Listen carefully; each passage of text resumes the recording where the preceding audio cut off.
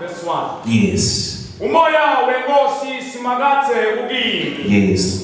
Ngobe simakathe ungigobile. Simakathe ungigobile. Kuthi ngishumayele tindzaba letimnanzi kulabampofu. Ungithume kuthi ngite ubopha labo labatinhlitiyo tabo tidzabukile. Yes. Ungithume kutawumemetela kukhululwa kwalabathunjiwe. Yes. Nekukhululwa kwalababoshiwe. Yes. 2. Ungithume kuthi ngitawumemetela umnyaka wemusa wasimakathe. Year of faith. Yes. Netilanga lekuphinzisela kwaMkhulu wethu. Nalekudududa bonke labalilayo. Abenze njani bazalwane? Abalilayo. Inkosi ibusise ukufundwa kwezwi layo ibandla lithi amen. Ngibona ubaba umzubase lapha. So noma ngakhuluma ngale ndlela ngiyazi uzoyenza justice benoprofeti ucomfort. Balibona igama lenkosi. Sifunda one of the books of the major prophets. Mase ngithi major prophet ungathiwa angikhulumi ngomuntu okwazi ukukhwaza i-idea. Amen. But biblically umuntu esemthi uyi-major prophet sisuke sikhuluma nge-content of his ministry. Amen. Ukwanda komsebenzi we-ministry suke yenza. We have minor prophets and major prophets. Glory be to the name of the living God. And one of my favorites, minor prophets, ilona simthanda kakhulu ukuthi sithathe ngaye umnike Malaki. Amen. Malakhaya kahluphi vela ngene endabeni athi ngiqalekisiwe nesiqalekiso esikhulu.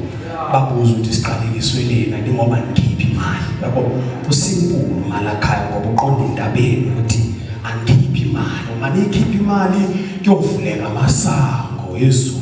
uNkulunkulu unibusisa aphele kanjalo Malakhaya. It's the content that the prophet has, and a prophet has to have an assignment. Bazalwane, you do not prophesy because you are a prophet. This prophet or as queens prophet. In the book of 1 Corinthians chapter number 13, he says, though I have the gift of prophecy, but Paul is an apostle.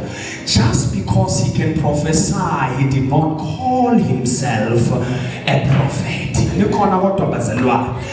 A prophet has to have an assignment. We have to ask you, what type of a prophet are you?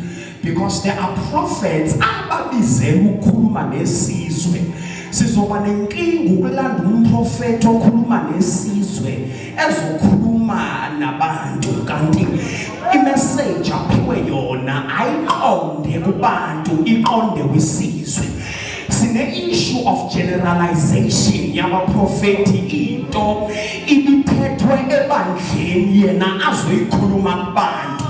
Ingakho abantu baba confused because the prophetic office is now filled with the charlatans, and we use the prophetic office to shine on social media. Ukuthi nami ngumprofeti, awu nawo umprofeti, nanothi nami ngumprofeti, but they don't know that prophets have tribes. In the 12 tribes of Israel, each and every one of them had a prophet. Ukhuluma iqondene naleso sizwe. Uzoba nenkinga uba umprofeti kaAsha uyothandaza noma ukhulume nesizwe sikaRubeni. Ngoba isizwe sikaRubeni uJacob makasibusisa wasitshela ukuthi you are the firstborn of everything. Weqa wayofika kundodana yakhe yesine uJuda wathi intulo yokukhosa izosuswa esandleni sikaJuda until umnikazi wayo afika.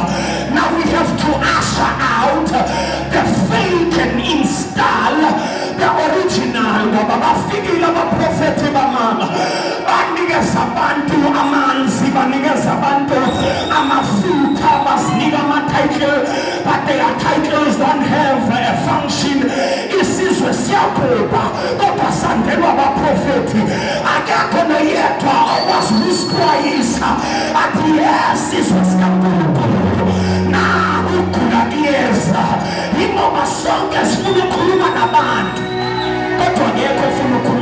isizwe.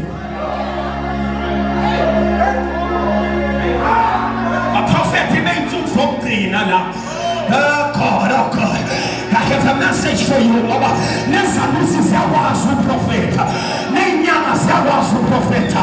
Acts chapter number 6, Paul and Silas were going up the temple. Bayothandaza. Lithi iBhayibheli indodakazi ekhele limbethe umoya wobungoma. Yakithi nina niyizinceku zikaJehova. Yaba wayeqinisile. Yaba wayeprofeta. Kodwa umoya wayeprofeta ngawo. Babungasiwo umoya wesiprofeta. Now, the original prophets have to rise because South Africa now, I'm a prophet in the commission, but they are being shut off. Now, the fake is so loud than the original. I'm a prophet. I'm a netboy. I'm a certain figure, but in the Spirit of the Lord is upon me. He has anointed me to speak the good news. He has anointed me to declare the sick healed. He has anointed me to resurrect the dead. He has anointed me to bring restoration.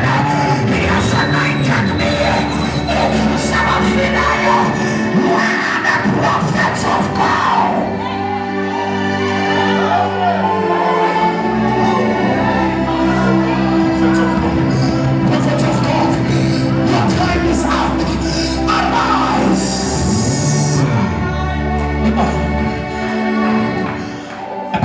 Mustn't be seen everywhere at all times. When a king saw a prophet, it was for a purpose. Ingaku Elijah to go isolation. Unangu Ahab with Elijah is here. The true prophets will rise and go to the government and say, tell the president that Elijah is here. We will go to the hospitals and tell the sick that Elijah is here. Because whenever a prophet says, it is created in the realm of the Spirit.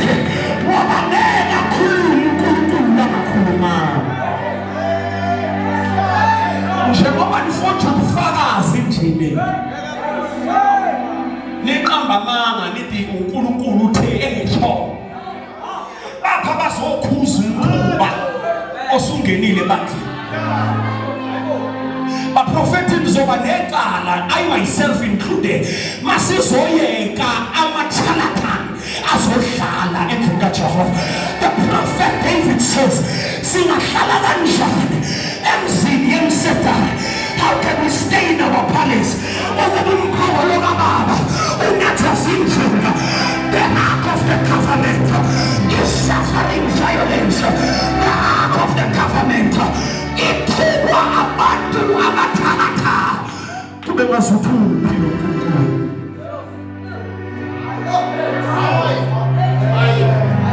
Ibandla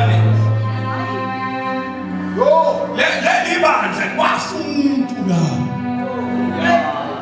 wasuke emazulwini wambatha inyama waba umuntu ebantwini wabonakala phakathi kwabafundi wathi abantu bathi mina nguba ngisinkosi yasemazulwini yayine concern ukuthi abantu bacabangani ngayo kodwa wena uthi I don't care what people say but Jesus cares what people say.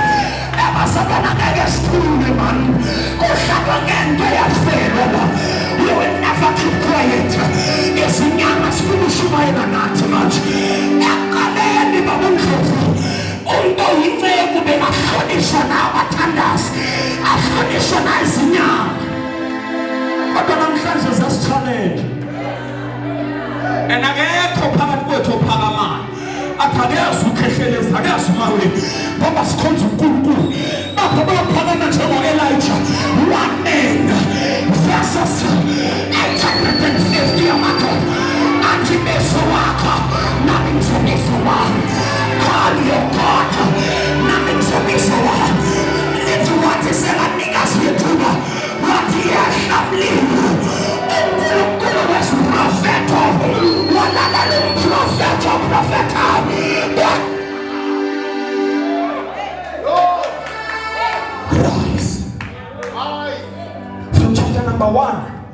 is the introduction of the book of Isaiah. Chapter number 2, he keeps on prophesying. Those were the 4 years. He was prophesying naked. Because within the prophetic office there's a sacrifice. That's why when a prophet is being ordained, he's not ordained as other preachers. A prophet must have a school of prophets to confirm that the prophet is indeed the prophet. Number 2, the prophet has to be announced. In the city of Emanachin, there is a prophet. Because every city must have a prophet.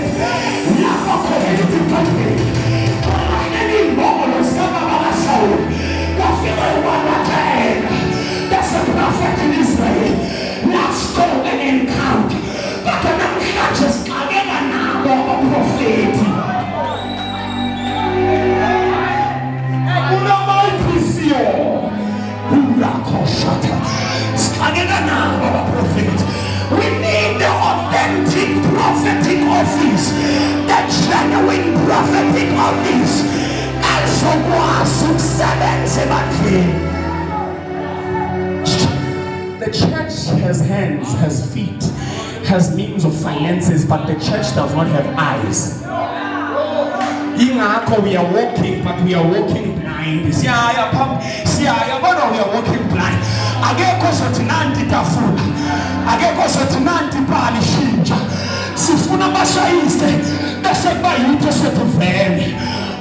You know what? I saw this in a vision. If you saw it, why weren't you reporting it? Yes, I'm going to be a gut feeling. The prophetic is not a gut feeling. As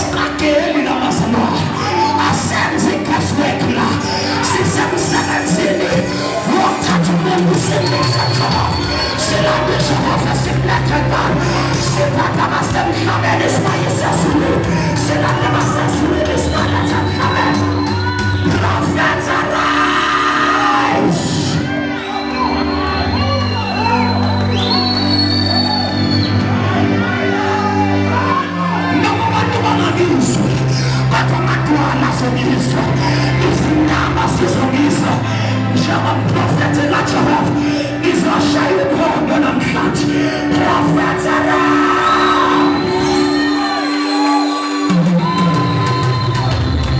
Because we have spoken like Elijah, so to living in it. As I'm saying, who told you? Who you know man? Who want to know what to say? There are prophets in the cave. I'm a prophetic Sunday school. I'm a prophetic intercession. I'm a prophetic worship team. I'm a prophetic healing team. I'm a prophetic. I'm a kingdom financials. Prophets arise.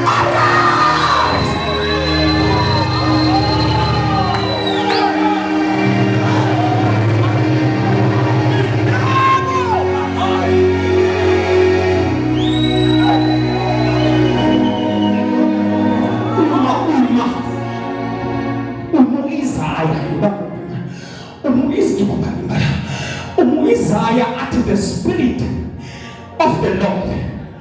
It's not the prophet's spirit, it's the spirit of the Lord. In other words, before the prophecy, you must be given the spirit. You cannot function outside the spirit, because the source of the prophecy is the spirit. It's the spirit that gives according to his. So before he prophesied, he says the spirit of the Lord is upon me. When this prophet Daniel, when he says, I want to demonstrate this and then we pray. When he says the spirit of the Lord is upon me, in other words, this is a mortal body. This is the spirit of the Lord. The spirit of the Lord is the Lord himself, is God himself. So when prophecy is according to a person, it means that God himself rested upon a man. When God himself rested upon a man, it means this is the anointing of God, not the anointing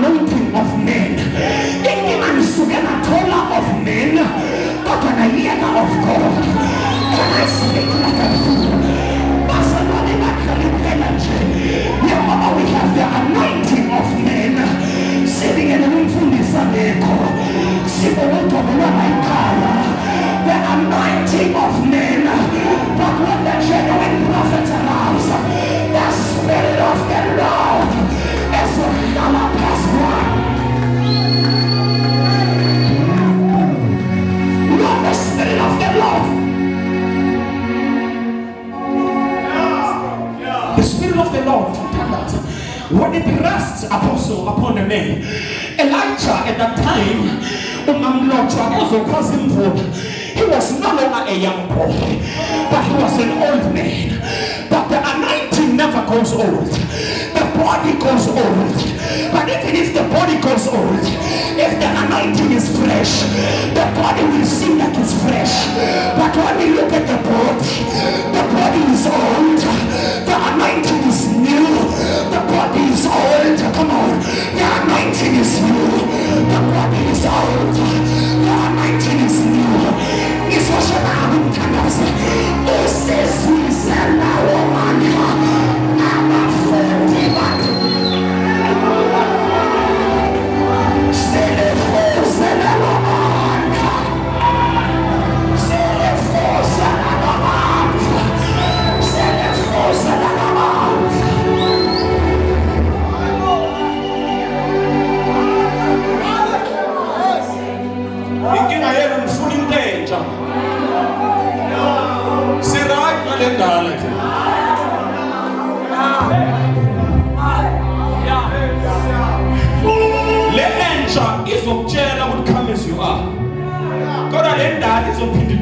don't stay as you are.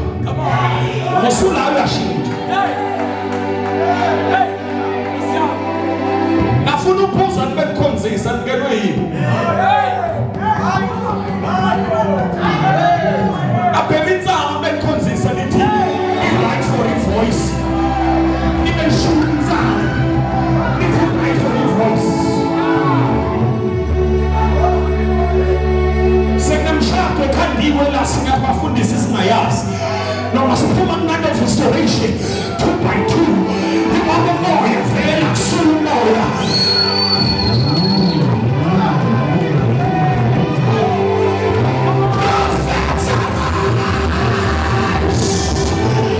Speaking to the atmosphere, I'm speaking to the ground, I'm shouting into the mountain.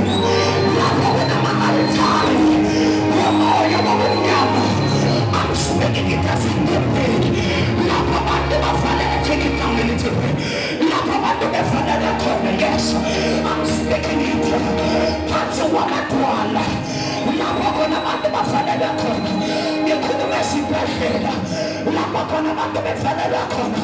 The Spirit of the Lord is anointing me to speak the good news, to declare the year of favor, to say the sick are healed, to say I'm a